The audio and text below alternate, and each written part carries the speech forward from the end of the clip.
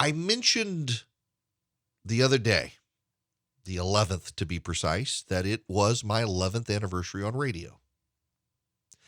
I never intended to be in radio. I really did not intend to be in radio. I am not a radio guy. I don't think it's funny for people who come up to me and say, "Oh, you have a voice for radio." Do you know that when I first started in radio, one of the big complaints is that I did not have a voice for radio. I was annoying to listen to. They didn't like my voice. I was very self-conscious about it. I haven't changed my voice, but now "Oh, you've got a voice for radio." Yeah, I got a face for print too. I was a lawyer.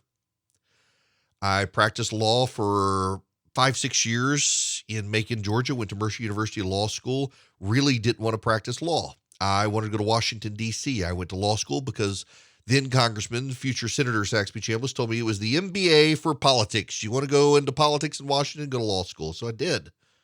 And as a lawyer, I started running campaigns around the country, became a political operative, a campaign manager. I did polling, I did ads. I did everything and wound up being a campaign strategist for federal and state and local campaigns, was a volunteer attorney for President Bush in his reelection in 2004. And in 2004, a lady from MSNBC called, and I was helping run redstate.com at the time, became the editor of Red State, had helped get it off the ground. They wanted someone on the right to come cover the election in 2004 up in New York. Secaucus, New Jersey was where they were headquartered at the time. And they had a couple of left-wing bloggers. They wanted one conservative and a couple of lefties. And so I volunteered. The guys at Red State told me to do it. I did it. And it was my first brush with television, and I loved it. It was a lot of fun. And then they went off the deep end, and I never heard from them again. Went back to practicing law. And one day, one of the lawyers in the law firm came in. I don't even know that he remembers this conversation. But he came in and closed the door. And he looked at me and he said, "Do you know what the definition of a dumb blankety blank is?" And I said, "Nope." And he said, "You."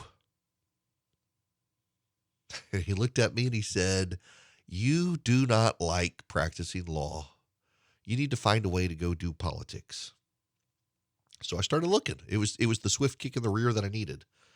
And I started looking, and I found a job in Washington working for the National Rural Electric Cooperative Association. This was at the height of blogging. And they wanted someone to do a blog. And so I took the job. It was the most money I'd ever made in my life. I was barely making money as a lawyer. We were struggling, my wife and me. We really were. And I was on a year from being a partner, and I really didn't want to be a partner because I didn't want to have to absorb the costs within the partnership. And anyway, I didn't really want to be a lawyer. I loved the degree. The degree was worth it for me. The relearning how to think and how to write and how to argue has really helped me even in radio. But I didn't want to do it. And I got this job in Washington. It was great. For a year, I flew back and forth from Macon, Georgia to Washington, D.C. One day, 4 days, one day, 3 days, back and forth, back and forth, back and forth. It was miserable. The job was horrible. I would write something about what the NRECA, National Rural Electric Cooperative Association, kind of like the trade association for local EMCs, energy membership companies around the country. And I would write about what they were doing, and it would go to the external vice president and the internal vice president and the 10 deputy vice presidents of each. And 3 weeks later, come back, and it was completely out of date. And this went on for almost a year. Glenn English, congressman from Oklahoma, Democrat, was the head of the NRECA. And I finally went to him one day, and I said, "Glenn, I'm not your lawyer, but if I was your lawyer, I'd tell you to fire the blogger. Your business, those underneath you, do not want me here. It's not that they don't want me. They don't want this. This is a waste of your resources." And he said, "Go spend a couple of months, find yourself a new job. We'll pay you." We started putting ads at Red State, and money went through the roof. We had no idea. We were the only conservative group blog out there. You had Daily Kos and others on the left. We were the only thing like it on the right.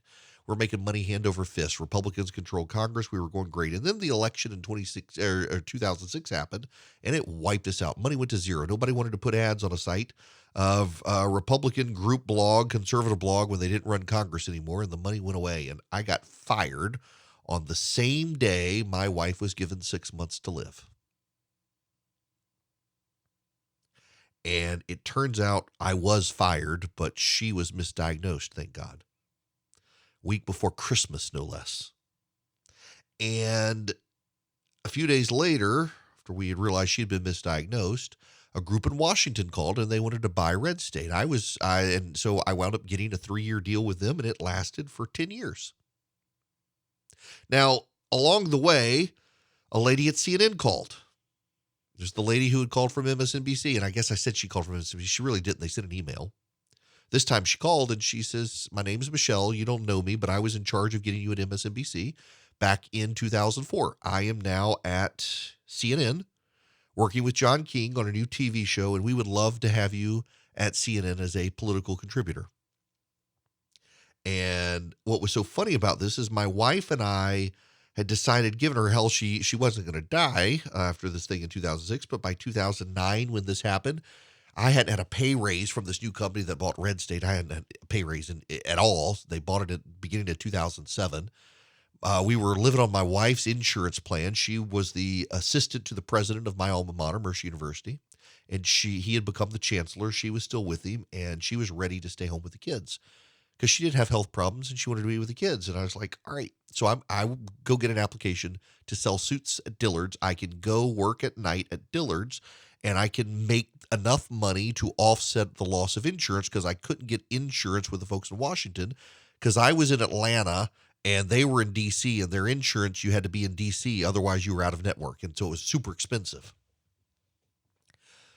So I got that application, and lo and behold, here comes CNN saying, "Would you like to work for us?" And so I did. And I was with CNN in 2010 during the Republican wave doing TV. In fact, my big election night on CNN in 2010, I did 26 straight hours of television, and that's not a lie. I started the night of the election and never stopped until sometime after 10 p.m.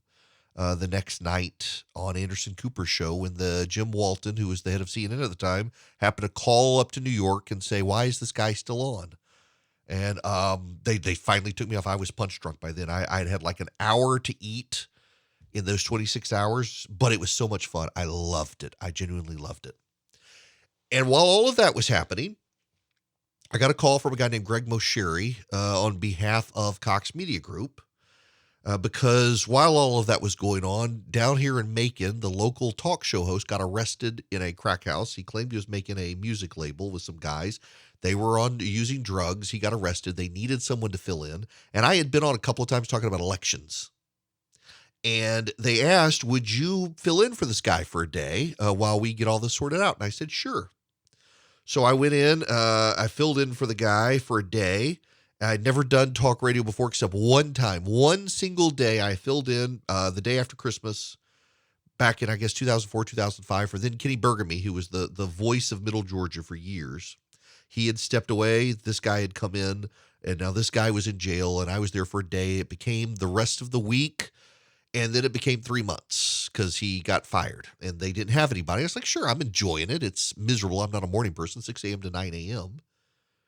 And I got paid in an expired gift certificate to Outback Steakhouse. But while I was there, this guy, Greg Mosheri, calls. The people at Cox had heard me. They thought it was my show. Herman Cain was running for president. They needed someone to fill in for Herman Cain, the person they thought was going to be like the ultimate replacement for Neil Bortz on WSB. They had dismissed. He got a job elsewhere, actually crossed paths with me here in Macon, and I got Herman Cain's job. And I had been on radio ever since January 11th, and I did not tell them until after my contract was signed that I really was not a radio person. I had no experience in radio. The only reason I was there was that guy got arrested. I had never done a radio show in my life. And now, fast forward, and when my friend Rush Limbaugh passed away, I got put into his spot noon to 3 on WSB, and now self-syndicate my show. It's hard work to do self-syndication. I'm not aligned with a Westwood One or a Premiere or anyone like that. I do it myself, but it's a joy, and the ratings are great, and I love it. Now, I tell you all of that to say this. I never expected to be here, and there were times in my life where I was genuinely, truly miserable in my work. I hated being a lawyer. I hated getting up every day and going to that office. I despised it. And I had student loans to pay and wasn't making a lot of money. There have been times in my life where I've been miserable in my job. There have been wild cards in my life that came out of the blue and saved me from that misery. And a lot of people will say it's luck or something. I would say it's providence. So I'm reminded, and it's one of my favorite passages of Scripture. In Genesis 15, God gives the covenant with Abram. And he says, know for certain your offspring will be sojourners in a land that is not theirs and will be servants there. They will be afflicted for 400 years. But I will bring judgment on the nation that they serve, and afterwards they shall come out with great possessions. As for you, you shall go to your fathers in peace. You'll be buried in a good old age. And they shall come back here in the fourth generation, for the iniquities of the Amorites is not yet complete. So the Israelites, they get to Egypt. Now, how do they get to Egypt? They get to Egypt because you fast forward several generations from Abram, Isaac, Jacob, and you get to Jacob, and he's got these kids, and they don't like Joseph, their brother, and they sell him into slavery, and he winds up being carted off to Egypt, where he spends time in jail and ultimately becomes the head of Pharaoh's house. And ultimately, there's the famine that drives the future Israelites, the house of Abram, down to Egypt, and they encounter their brother, who it turns out is alive, and he says, what you meant for evil, God meant for good. In Genesis 50, they meet him. Then Joseph fell on his father's face and wept and kissed him, and Joseph commanded his servants, the physicians, to embalm his father. So the physicians embalmed Israel. 40 days were required for it. That's how many were required for the embalmings. And when the days of weeping for him were past, Joseph spoke to the household of Pharaoh, saying, I have now found favor in your eyes. Please speak in the ears of Pharaoh, saying, my father made me swear, saying, I'm about to die. And further it went, and they got to God's good purpose. When Joseph's brothers, in verse 15, saw their father was dead, they said, it may be that Joseph will hate us and pay us back for all the evil we did to him. So they sent messengers, saying, your father gave this command before he died. Say to Joseph, please forgive the transgressions of your brothers. They're lying. But he comes back to them and says, as for you, you meant evil against me, but God meant it for good, to bring it about that many people should be kept alive as they are today. God just has a plan for all of us. He's got a plan for the nations. I mean, just think about this. He told Abram that the Israelites would be in Egypt for 400 years because the iniquity of the Amorites was not complete. He needed essentially to move them to Egypt to protect them from the Amorites and let the Amorites sort themselves out and collapse and become weak so they could then come back and take the promised land. It was all part of the plan put in place before the time itself began. And so here I am in my miserable job, and I get a call out of the blue from a woman who had got me on TV and says, would you come work at CNN? And I work at CNN, and I fall into a radio show that I didn't expect to be in, and they hear me in Atlanta, and they give me a job, and I've been here for 11 years.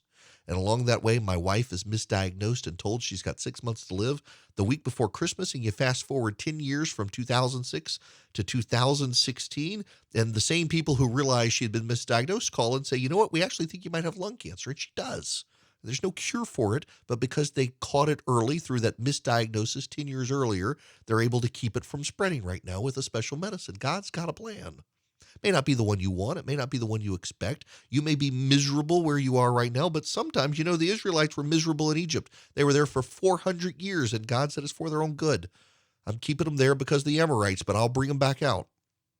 And so even now, I get frustrated sometimes with the pace of my career and wanting to grow syndication. I got to remind myself, God's got a plan. He's got a plan for you. He's got a plan for me. He's got a plan for the world. He's got a plan for the country. And so we shouldn't be angry. We should be trusting in him. And I said this the other day, and I got so many emails, so many text messages, so many direct messages from so many people who needed to hear that. And apparently there are a lot of people out there right now with COVID and lockdowns and frustrations and businesses going under, and they're sweating it out with paycheck after paycheck. And will they get the next paycheck? And costs are going up, and they're able to buy less, and groceries are more expensive. They're like, what the hell is going on with my life right now? I don't know what's going on with your life. I don't know what's going on with my life, to be honest with you. But I know God's got a plan because I've seen it time and time again. It's reflected in Scripture itself, and it's reflected in my life. And if you just follow along and pay attention and maybe pray a little, you're going to see it in your life. So don't sweat the small stuff right now, because he's already doing it. It's all part of a plan we don't understand. Well connected and well